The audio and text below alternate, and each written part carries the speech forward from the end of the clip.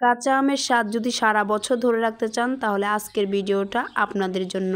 আসসালামু আলাইকুম, welcome to Mariyam mini kitchen. আগেরকার দিনে যখন ফ্রিজ ছিল না, তখন আমাদের নানি দাদিরা কিভাবে আম সংরক্ষণ করে রাখতো, সারা বছর ধরে রাখতো আমের স্বাদ, সেই রেসিপিটা আজকে শেয়ার করব। সেই টেকনিকটাই আজকে আপনাদের মাঝে তুলে ধরব। আজ দেখাবো কাঁচা আমের স্বাদ, ঘ্রাণ আর যাই বলেন না কেন সম্পূর্ণ অটুট থাকবে সারাটি বছর।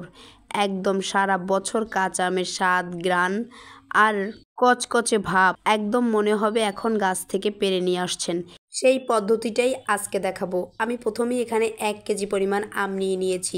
আমগুলোকে আমি আগে থেকেই ভালো করে ধুয়ে পরিষ্কার করে একটু মুছে নিয়েছিলাম, যাতে করে এক্সট্রা পানি না থাকে। তারপর আমগুলোকে আমি একটু লম্বা করে কেটে নিয়েছি, চিকন চিকন করে স্লাইস করে।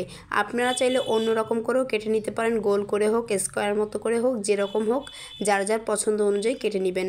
কিছু আমি আমের খোসাসহ কেটে নিয়েছি, আর 2 থেকে 3টা আম আমি খোসা ছাড়া কেটে নিয়েছি। তো আমার কাছে খোসাসহ বেশি ভালো লাগে, তাই খোসাসহ আমি বেশি কেটে নিয়েছি, আর খোসা ছাড়াও 2 থেকে 3টা কেটে নিয়েছি।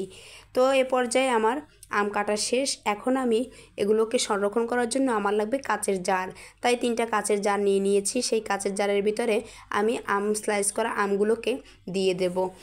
এ পর্যায়ে আমি সবগুলো আম কাচের ঝাড়ের ভিতর দিয়ে দিচ্ছি। 2টার ভিতরে দিয়েছি খোসা সহ যে আমগুলো কেটে রেখেছিলাম সেই আমগুলো, আর একটার ভিতরে দিয়েছি খোসা ছাড়া যে আম কেটেছিলাম সেই আমগুলো।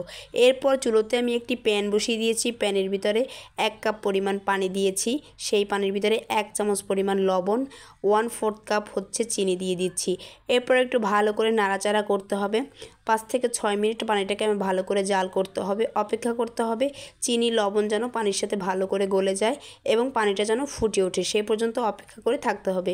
এরপর যখন আমার পানিটা পরিপূর্ণভাবে ফুটে উঠবে, সেই পর্যায়ে পানিটাকে আমার নামিয়ে নিতে হবে এবং সম্পূর্ণরূপে ঠান্ডা করে নিতে হবে। ঠান্ডা করার পর প্রত্যেকটা ঝাড়ের ভিতরে সেই লবণ চিনির পানিটাকে দিয়ে দিতে হবে এবং এগুলোকে ভালো করে একটু ডুবিয়ে দিতে হবে। ব্যাস, আর কিছুই করতে হবে না। আমার সারা বছর সংরক্ষণ করে রাখার জন্য আমের স্বাদ, ঘ্রাণ আর কচকচে ভাব সবটুকুই অটুট থাকবে। এইভাবে সংরক্ষণ করে রাখলে দেখবেন বছর শেষেও যদি আপনি ঝাড় থেকে আম বের করেন, তাহলে মনে হবে এক্ষুনি গাছ থেকে পেড়ে নিয়ে আসছেন। কি অদ্ভুত টেকনিক! আসলেই আমাদের নানি দাদিরা অনেক কিছু জানতো, তাদের প্রশংসা বারবার করেও শেষ করা যাবে না। যাই হোক, আজকের রেসিপিটা এ পর্যন্তই। দেখা হবে নেক্সট ভিডিওতে। সে পর্যন্ত সবাই অনেক ভালো থাকবেন, অনেক সুস্থ থাকবেন। আল্লাহ হাফেজ।